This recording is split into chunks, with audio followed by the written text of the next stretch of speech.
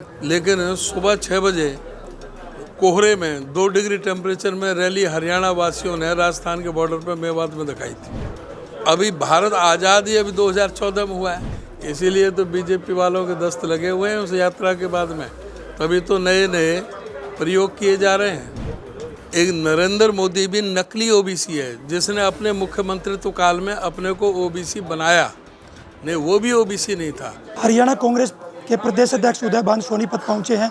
हाथ से हाथ जोड़ो अभियान कांग्रेस ने चला रखा है। कितनी मजबूती इस हाथ से हाथ जोड़ो अभियान में कांग्रेस को मिल रही है? कांग्रेस पार्टी का जो सारा जो मिशन है वो घर घर तक पहुंचाने के लिए हाथ से हाथ जोड़ो जो कार्यक्रम है वो बहुत ही शानदार ढंग से हरियाणा के अंदर हर कोने में, हर बूथ पर, हर वार्ड में, हर गांव में बहुत ही बेहतरीन ढंग से चलाया जा रहा है और इसका आउटकम भी मिल रहा है। सभी लोगों के अंदर कांग्रेस के प्रति बहुत भारी विश्वास पैदा हुआ है। इससे पहले भी जब आदरणीय हमारे नेता श्री राहुल गांधी जी की जब भारत जोड़ो यात्रा कन्याकुमारी से कश्मीर तक चली थी 4000 किलोमीटर की, उसका सबसे जो बेहतरीन रिस्पांस वो हरियाणा में देखने को मिला था।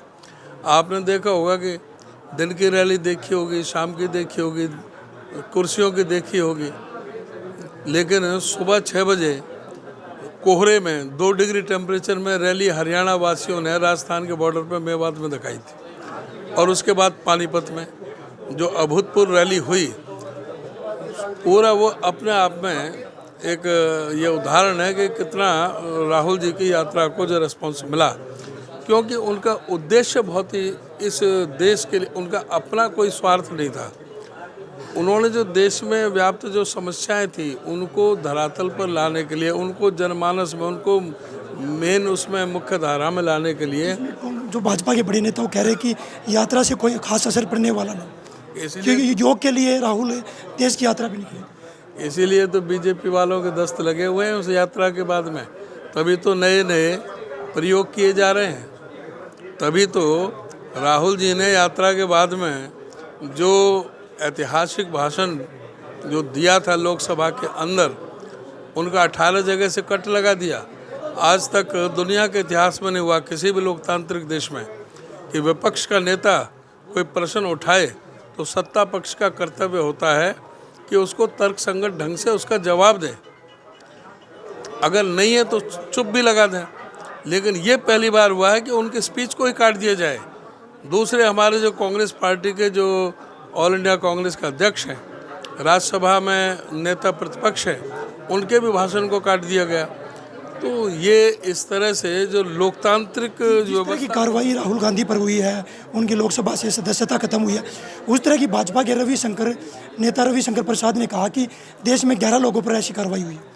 रविशंकर की आत्मा भटकती फिर रही है कि जब से वो मंत्री पद हटाए ना, उनको ये लग रहा है कि वो कब किस तरह से मोदी जी का विश्वास जीते, इसलिए वो कोई भी अनाप शनाप कोई बोलते रहते हैं। उनका कहना कि ओबीसी का अपमान किया राहुल गांधी ने। तो इससे ज़्यादा बेशर्मी की क्या बात हो सकती है? ओबीसी कर दिया। क्या नीरव मोदी ओबीसी है? क्या ललित मोदी ओबीसी है?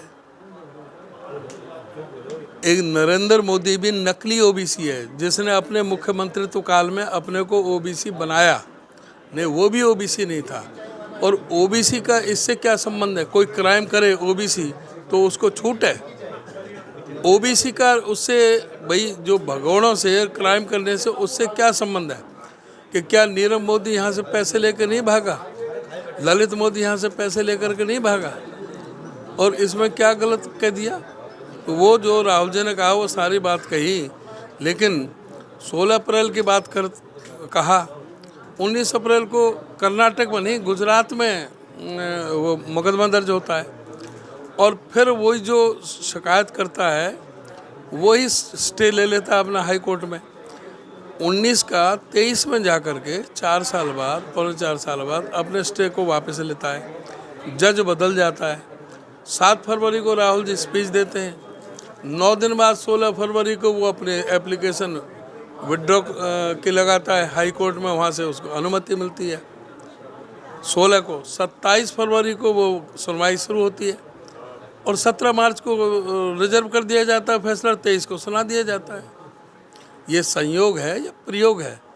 क्या 27 फरवरी को सुना के 17 को रिजर्व कर दिया जाए? किसी की कोई बयान हुए हैं?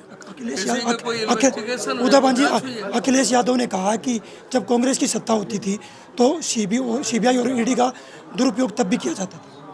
अखिलेश यादव ने क्या कहा इस समय अखिलेश की बात नहीं है, बात उनकी है।